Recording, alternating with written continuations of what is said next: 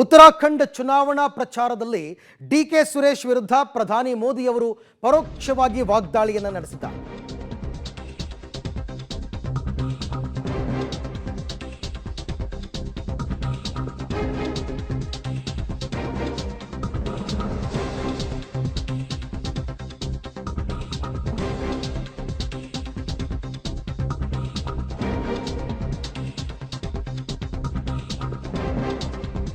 ಉತ್ತರಾಖಂಡ್ನಲ್ಲಿ ಚುನಾವಣಾ ಪ್ರಚಾರ ಮಾಡಬೇಕಾದ್ರೆ ಡಿಕೆ ಸುರೇಶ್ ವಿರುದ್ಧ ಪ್ರಧಾನಿ ಮೋದಿಯವರು ಪರೋಕ್ಷ ವಾಗ್ದಾಳಿಯನ್ನು ಮಾಡಿದ್ದಾರೆ. ಪ್ರತ್ಯೇಕ ರಾಜ್ಯ ವಿಷಯವನ್ನು ಪ್ರಸ್ತಾಪಿಸಿ ತಿರುಗೇಟು ಕೊಟ್ಟಿದ್ದಾರೆ. ಕರ್ನಾಟಕದ ಕಾಂಗ್ರೆಸ್ ನಾಯಕರೊಬ್ಬರು ದೇಶ ಇಬ್ಬಾಗದ ಮಾತುಗಳನ್ನಾಡಿದ್ದಾರೆ. ಅಂಥವ್ರಿಗೆ ಶಿಕ್ಷೆ ಆಗಬೇಕಲ್ವಾ? ಅವರನ್ನು ಶಿಕ್ಷಿಸುವ ಬದಲು ಕಾಂಗ್ರೆಸ್ ಅವರಿಗೆ ಟಿಕೆಟ್ ಕೊಟ್ಟಿದೆ. ಈ ಬಾರಿ ಅವರನ್ನ ಕ್ಷೇತ್ರದಲ್ಲಿ ಬಿಡಬೇಡಿ. ಕಾಂಗ್ರೆಸ್ಗೆ ಪ್ರಜಾಪ್ರಭುತ್ವದಲ್ಲಿ ನಂಬಿಕೆ ಇಲ್ಲ. ಭಾರತವನ್ನು ಅರಾಜಕತೆ ಮತ್ತು ಅಸ್ಥಿರತೆಯತ್ತ ತಳ್ಳೋದಕ್ಕೆ ಕಾಂಗ್ರೆಸ್ ಬಯಸ್ತಾ ಇದೆ ಅಂತ प्रधानी मोदी ಅವರು ಕಿಡಿಕಾರಿದ್ದಾರೆ.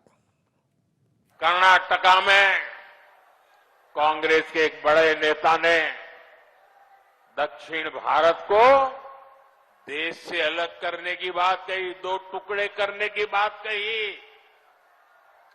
आप मुझे बताइए, देश के टुकड़े करने की बात करने वालों को सजा मिलनी चाहिए कि नहीं मिलनी चाहिए?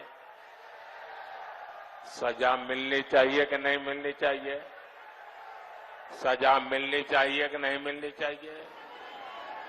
लेकिन कांग्रेस ने क्या किया? सजा देने के बजाय कांग्रेस ने देश को बांटने की घोषणा करने वाले को चुनाव का टिकट दे दिया.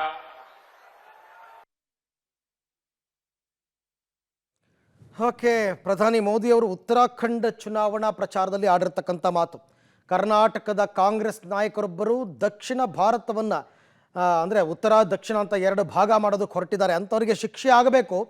ಶಿಕ್ಷೆ ಕೊಡೋದ್ರ ಬದಲು ಕಾಂಗ್ರೆಸ್ ಅವರಿಗೆ ಚುನಾವಣೆಗೆ ಟಿಕೆಟ್ ಕೊಟ್ಟಿದೆ ಅನ್ನೋ ರೀತಿಯಲ್ಲಿ ಮಾತನಾಡಿದ್ದಾರೆ. ಅಂದರೆ ಕಾಂಗ್ರೆಸ್ನ ನಾಯಕರುಗಳು ಯಾವಾಗಲೂ ಕೂಡ ಅರಾಜಕತೆ ಅಸ್ಥಿರತೆಯತ್ತ ತಳ್ಳೋದಕ್ಕೆ ಕಾಂಗ್ರೆಸ್ ಬಯಸುತ್ತೆ ಅನ್ನೋ ರೀತಿಯಲ್ಲಿ. ಈ ಬಗ್ಗೆ ಮತ್ತಷ್ಟು ಮಾಹಿತಿ ನನ್ನ ಕೊಲೀಗ್ ನವದೆಹಲಿಯಿಂದ ಶಬೀರ್ ನನ್ನ ಜೊತೆ ಜಾಯ್ನ್ ಆಗ್ತಾ ಇದ್ದಾರೆ. ಶಬೀರ್, ಉತ್ತರಾಖಂಡ್ ಚುನಾವಣಾ ಪ್ರಚಾರದಲ್ಲಿ ಕರ್ನಾಟಕದ ವಿಚಾರ ಪ್ರಸ್ತಾಪಿಸಿದ್ದು ಪ್ರಧಾನಿ ಮೋದಿ ಅವರು ಬಹಳ ಆಶ್ಚರ್ಯ ಆಗ್ತಾ ಇದೆ. ಏನು ಒಟ್ಟಾರೆ ಅವರ ಮಾತಿನ ಸಾರಾಂಶ ಏನಾಗಿತ್ತು ಅಂತ?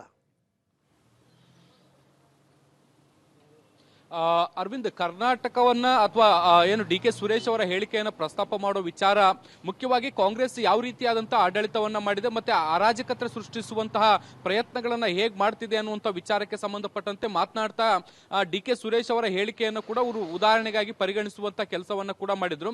ಮುಖ್ಯವಾಗಿ ಭಾಷಣದಲ್ಲಿ ಮಾತನಾಡಬೇಕಾದಂತಹ ಸಂದರ್ಭದಲ್ಲಿ ಕಳೆದ 10 ವರ್ಷದಿಂದ ಕಾಂಗ್ರೆಸ್ ಅಧಿಕಾರದಿಂದ ದೂರ ಇರುವಂತದ್ದು, ಹೀಗಾಗಿ ಅದೊಂದು ರೀತಿ ಫ್ರಸ್ಟ್ರೇಟ್ ಆಗುವಂತಹ ಲಕ್ಷಣಗಳು ಕೂಡ ಕಾಣಿಸ್ತಾ ಇರುವಂತದ್ದು. ಹೀಗಾಗಿ ದೇಶದಲ್ಲಿ ಅರಾಜಕತೆಯನ್ನು ಸೃಷ್ಟಿ ಮಾಡುವಂತ ಕೆಲಸವನ್ನ ಮಾಡ್ತಾ ಇದೆ, ಬೆಂಕಿ ಹೊತ್ತಿಸುವಂತ ಕೆಲಸವನ್ನ ಕೂಡ ಕಾಂಗ್ರೆಸ್ ಮಾಡ್ತಾ ಇರುವಂತದ್ದು.